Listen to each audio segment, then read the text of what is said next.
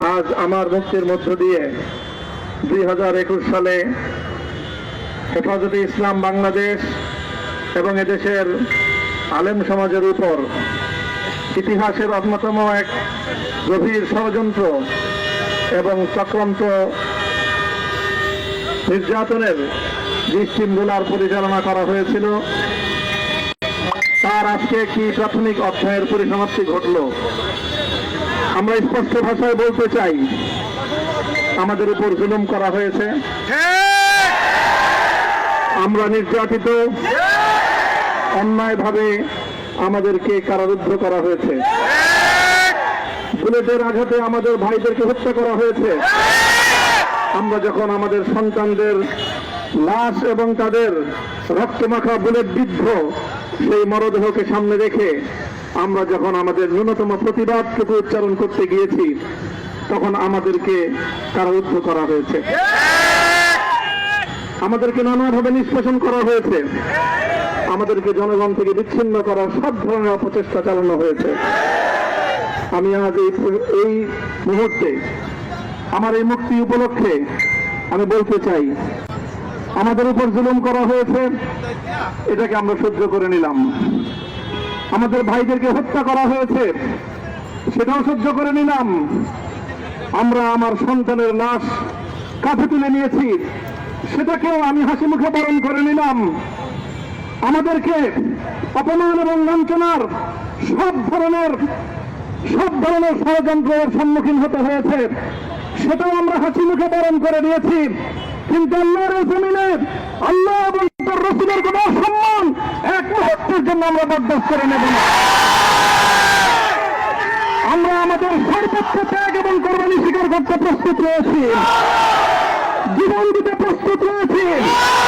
আল্লাহর জমিনে আল্লাহর দ্বীনের ঝান্ডা সমুন্নত করেই আমাদের যাত্রা থামবে ইনশাআল্লাহ।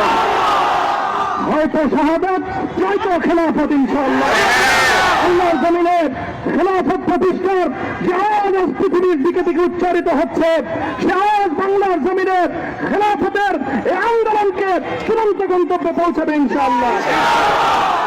আমি বাংলাদেশের আলেম সমাজ, হেফাজতে ইসলাম বাংলাদেশ সহ, বাংলাদেশ খেলাফত মজলিস সহ সকল ভ্রাতৃপ্রতিম সংগঠন, সকল ধর্মপ্রাণ, ইসলামপন্থী বিভিন্ন ছোটখাটো মতবিরোধ, মত পার্থক্যের ঊর্ধ্বে উঠে যারা ইলাহি কালিমাতুল্লাহর এই এক বাণীতে বিশ্বাসী, আল্লাহর জমিনে আল্লাহর দ্বীন কায়েম করতে চাই, আমাদের তাআলা ইলা কালিমাতিন সাওয়াইন বাইনানা ওয়া বাইনাকুম এই এক মন্ত্রে উজ্জীবিত হয়ে আল্লাহর দ্বীনের ঝান্ডা সমুন্নত করবার এই আন্দোলন এবং সংগ্রামে আমি নিজেকে উৎসর্গ করার ঘোষণা করছি। এবং আমার সকল ভাইদেরকে, আমি সকল উলামায়ে কেরামকে এবং ধর্মপ্রাণ মুসলমানদেরকে, ইসলামী নেতৃত্বকে ঐক্যবদ্ধভাবে এই সংগ্রামের ঝান্ডা সমুন্নত করবার, ধারণ করবার আহ্বান জানাচ্ছি। এবং আপনাদের সকলকে আবার শুকরিয়া জ্ঞাপন করছি যে আজকে আপনারা এভাবে আমাকে উৎসাহিত করেছেন, উজ্জীবিত করেছেন। আল্লাহ পাক আপনাদের সকলকে উত্তম বিনিময় দান করেন। প্রিয় ভাইয়েরা,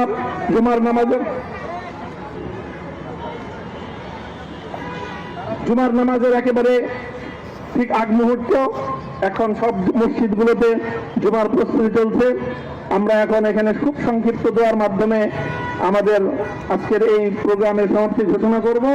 এরপরে ইনশাআল্লাহ প্রত্যেকে সুশৃঙ্খলভাবে যার যার জায়গা মতো বা আশেপাশের মসজিদগুলোতে গিয়ে আপনারা জুমার নামাজ আদায় করবেন।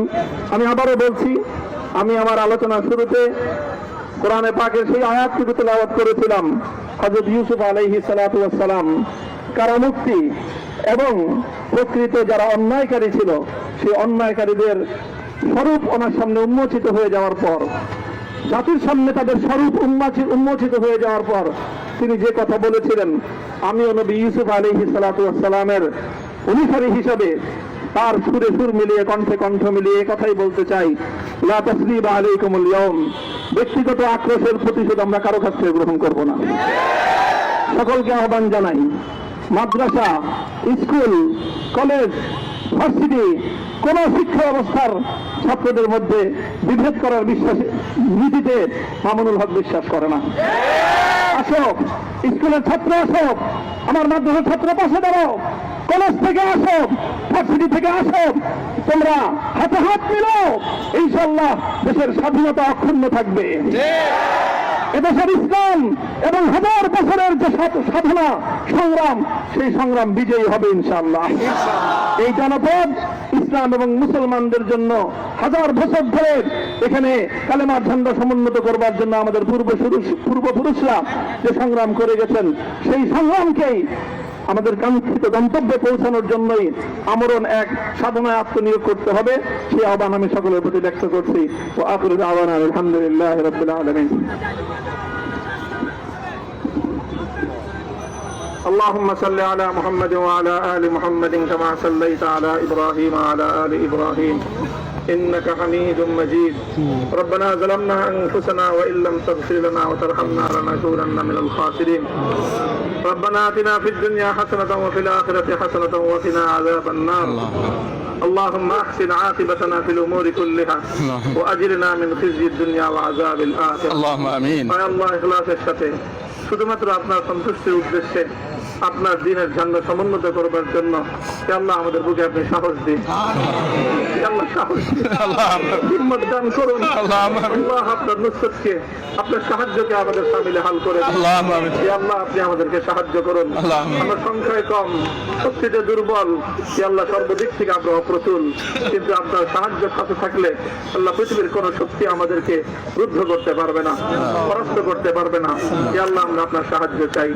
হে আল্লাহ জালিমের জিন্দান খানাগুলোতে সারা বিশ্ব জুড়ে অসংখ্য মুজাহিদিন, অসংখ্য মুসলিম সংগ্রামী, তারা দিনের পর দিন, মাসের পর মাস, বছরের পর বছর মানবেতর মজলুমিয়তের জীবন যাপন করছে। হে আল্লাহ সকল মজলুমদেরকে আপনি মুক্তির ব্যবস্থা করেন। হে আল্লাহ তাদের মুক্তির জন্য যথাসাধ্য ভূমিকা পালন করার তৌফিক আমাদেরকে, পুরা উম্মাহকে আল্লাহ আপনি দান করুন। সাল্লাল্লাহু তাআলা আলা খায়রি খালকিহি মুহাম্মদ ওয়া আলা আলিহি ওয়া আসহাবিহি আজমাইন। হে আল্লাহ হেফাজতে ইসলামের সংগ্রামে হাটহাজারীর আমার যে ছাত্র, যে সন্তানগুলো শাহাদাত বরণ করেছিল, ব্রাহ্মণবাড়িয়ায় আমাদের যে সকল ভাইয়েরা, সন্তানেরা শাহাদাত বরণ করেছিল, শাপলা চত্বরে আমার যে সকল ভাইদের রক্তে ঢাকার রাজপথ রঞ্জিত হয়েছিল, আল্লাহ এই শাহাদাত গুলোকে তুমি কবুল করো। আল্লাহ এই রক্তের বিনিময়ে এই জমিনকে তুমি তোমার দ্বীনের ঝান্ডা সমুন্নত করবার জন্য তুমি কবুল করো। সাল্লাল্লাহু তাআলা আলা খায়রি খালকিহি মুহাম্মদ ওয়া আলা আলিহি ওয়া আসহাবিহি আজমাইন। سبحان ربك رب العزة عما يصفون وسلام على المرسلين والحمد لله رب العالمين.